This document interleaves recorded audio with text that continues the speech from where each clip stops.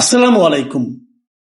প্রিয় দর্শক, দৈনিক মানব জমিনের 4 অক্টোবর যে সংখ্যা, সেই সংখ্যার প্রথম পাতায় একটা রিপোর্ট ছাপা হয়েছে। রিপোর্টের শিরোনাম হলো প্রফেসর ইউনূস নিজের রেকর্ড নিজেই ভাঙলেন। এটা দেখে আমি একটু আমার কাছে খুব ইন্টারেস্ট ফিল করেছি। আমি কি লেখা হয়েছে, কি নিজের কোন রেকর্ড উনি ভাঙলেন। তো পড়তে যেয়ে দেখলাম যে উনি আগের বার যখন জাতিসংঘ সাধারণ পরিষদে গত বছর যখন ভাষণ দিতে গিয়েছিলেন, সেবার তিনি কতজন নিয়ে গিয়েছিলেন, কতজন নিয়ে যেতে চেয়েছিলেন, এবার কতজন নিয়ে গেলেন, এই সংক্রান্ত এই সংখ্যা বিষয়ক রেকর্ডটা উনি ভেঙেছেন বলে এই রিপোর্টটায় লেখা হয়েছে। তো আমার হল রিপোর্টে কে লিখেছেন, তো শুরুতে কিছু লেখা নেই, শেষে দেখলাম লেখা মচৌ জিনিসটা কি আমি ধারণা করি এটা এই পত্রিকা যিনি সম্পাদক মিস্টার মতিউর রহমান চৌধুরী উনি হবেন হয়তোবা, কারণ এভাবে সাধারণত রিপোর্ট ছাপা হয় না। শুরুতে নাম লেখা থাকে, অথবা স্টাফ রিপোর্টার থাকে, অথবা কিছু একটা থাকে, শেষে আবার চৌ লেখা। তার মানে আমি ধরে নিচ্ছি এটা মতিউর রহমান চৌধুরীর লেখা। যদি না হয়ে থাকে আমাকে ক্ষমা করবেন। তো তারপরেও আমি এই রিপোর্টটার সম্পর্কে একটু কথা বলতে চাই। এই রিপোর্টে কি আছে বলা হয়েছে যে গতবার উনি প্রথমে বলেছিলেন যে 8 জন নিয়ে যাবেন, পরে গিয়েছিলেন 57 জনকে নিয়ে।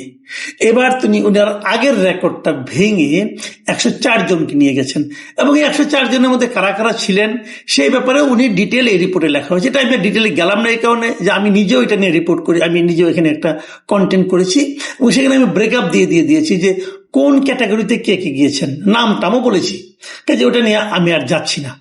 এবং কিভাবে ওখানে বিএনপির পক্ষ থেকে তারেক রহমানকে আমন্ত্রণ জানানো হয়েছিল, তিনি যেতে চাননি, তখন একজনকে নেওয়া হয়েছিল, পরে আবার শেষ মুহূর্তে পররাষ্ট্র উপদেষ্টা কিভাবে পুরো একটা ভজগট পাকালো, উনি 2 জনের নাম বলেন বিএনপির, এবং 2 জনের নাম দেখে অন্য 2 দল আপত্তি করলে তাহলে আমাদের 2 জন নয় কেন, তখন তাদেরও 2 জন করে নেওয়া হলে, এই সমস্ত ইত্যাকার সমস্ত কাহিনী ওইখানে আসছে।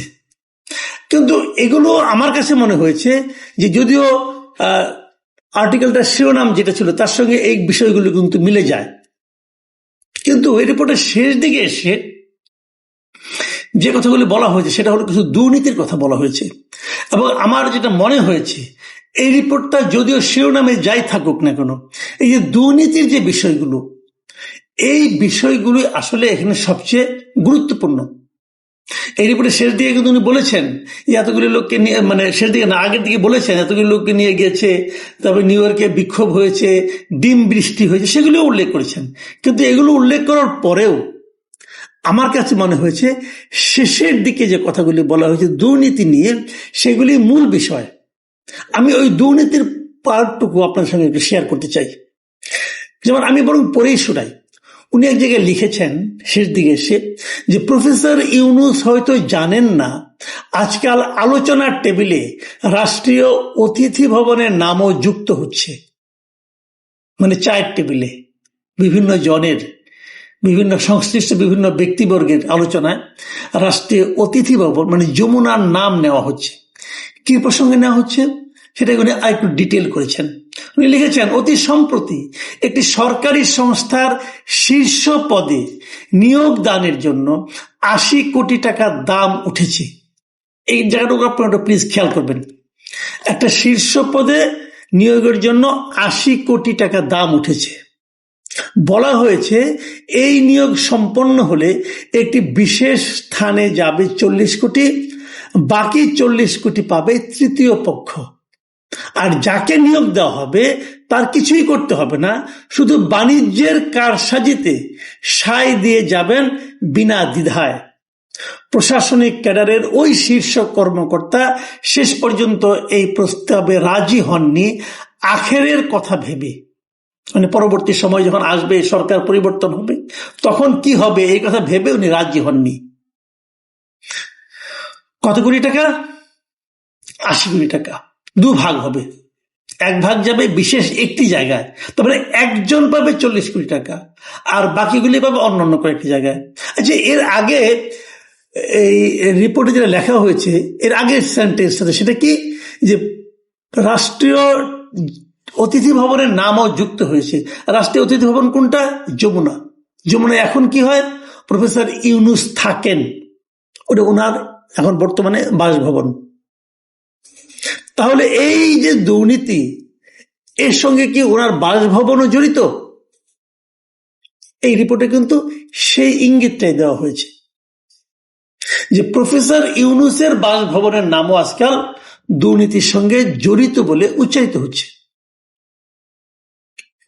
এবং উনি আগে প্রফেসর ইউনূসকে একটু ছাড় দিয়েছেন, কি বলেছেন আবার আপনারা মনে করেন, প্রফেসর ইউনূস হয়তো জানেন না আজকাল আলোচনার টেবিলে রাষ্ট্রীয় অতিথি ভবনের নামও যুক্ত হচ্ছে। মানে উনি জানেন না, হয়তো জানেন কিনা শিওর না, মানে হয়তো জানেন না, মানে ওনার নাম ভাঙিয়ে করা হচ্ছে।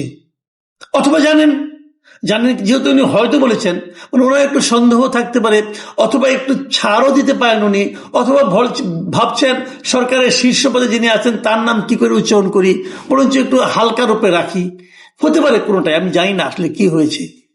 কিন্তু এই যে রিপোর্টটা, এই যে কথাগুলো, যে একটা পদে নিয়োগ দেওয়া হবে, 80 কোটি টাকা কন্ট্রাক্ট, 40 কোটি টাকা এক জায়গায় যাবে, আরো 40 কোটি টাকা আরেক জায়গায় যাবে, উনি রাজি হননি। যদি রাজি হতেন তাহলে 80 কোটি টাকা খরচ করে যিনি রাজি হতেন তিনি কত এখান থেকে ইনকাম করতেন? এবং এই যে ইনকামটা করতেন, কেন করতেন? কিছু অনৈতিক সুযোগ সুবিধা দেওয়ার মাধ্যমে। এই অনৈতিক সুযোগ সুবিধাগুলো দেওয়ার মাধ্যমে আলটিমেটলি কার ক্ষতি হতো? কার? এদেশের জনগণের। এদেশের জনগণের ভাগ্য নিয়ে ইনারা ছিনিমিনি খেলছেন। এদেশের জনগণের ভাগ্যকে, যাদেরকে আমরা দায়িত্বে বসিয়েছি, ওনারা নিলামে তুলছেন। কি বলবেন? এই সরকারকে এই মচৌর লেখা এই রিপোর্টকে অস্বীকার করবেন, প্রতিবাদ করবেন? অত সহজ হবে না। মচৌ বলতে আমি যদি মতিউর রহমান চৌধুরীকে বুঝিয়ে থাকি, এবং যদি উনি সেটা হয়ে থাকেন, উনি এত কাঁচা কাজ করার লোক না রে ভাই। যখন লিখেছেন তথ্য প্রমাণ নিয়েই লিখেছেন। আমি কিন্তু যে যাই বলুক, আমি এই রিপোর্টকে কিন্তু আমি ভরসা করছি, কারণ ওনাকে আমি চিনি। কাজেই এই রিপোর্টটা আমি ভরসা করছি। ঘটনা এরকম ঘটেছে, একটা আলোচনায় এসেছে, তাও আসতো না যদি এখানে যমুনার কথা উচ্চারিত না হতো। এরকম ঘটনা অনেক ঘটছে, এরই মধ্যে ঘটছে। মানে একটা গণ আন্দোলন, সেই গণ আন্দোলনের সুফল ভোগকারী যারা সাধারণ মানুষের হওয়ার কথা ছিল, সে সাধারণ মানুষ না, এখন কয়েকজন মানুষ এই সুফল ভোগ করছেন। আমি বাংলাদেশের আইন প্রয়োগকারী সংস্থাকে বলবো, এই সরকারের তো একদিন বিদায় হবেন। বিদায় হওয়ার আগে এবং পরে যারা দায়িত্ব পেয়েছিলেন সরকার চালানোর, কি উপদেষ্টা, কি সাহায্যকারী, কি বিশেষ সহকারী, এদের সবাইকে দেশ ত্যাগের উপর নিষেধাজ্ঞা দেওয়া উচিত। এবং নিষেধাজ্ঞা দিয়ে তাদের সবার কর্মকাণ্ড বিচার করার পর তাদেরকে ছাড়া উচিত। যারা বিচারে নির্দোষ প্রমাণিত হবেন তারা উড়াল দিবেন, কারণ এদের প্রায় সবাই 80% লোক, এদের সবারই দ্বৈত নাগরিকত্ব, সবারই বিদেশে যে থাকার সুবিধা আছে। কাজে সবাইকে আটকাতে হবে আগে।